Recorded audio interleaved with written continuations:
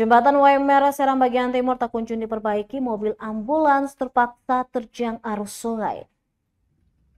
Jembatan Waimer, Kecamatan Teluk Waru, Kabupaten Serang bagian timur hingga kini belum diperbaiki pada Rabu 12 Maret 2025. Jembatan tersebut sebelumnya kembali putus total akibat diterjang banjir pada Sabtu 8 Maret. Pantauan Tribunnews.com di lokasi akses transportasi lumpuh total buntut kerusakan jembatan.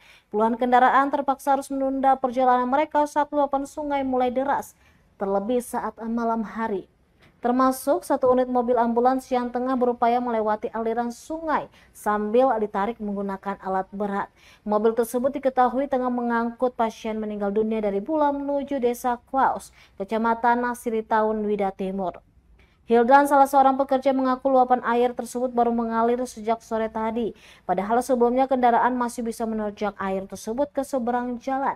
Kata dia, ambulans tersebut sudah tertahan hampir setengah jam lantaran akses jembatan yang tak kunjung diperbaiki. Diketahui kejadian ambruk itu pertama kali terjadi menimpa sebuah truk dengan muatan bahan bangunan pada Kamis 30 Januari 2025 lalu.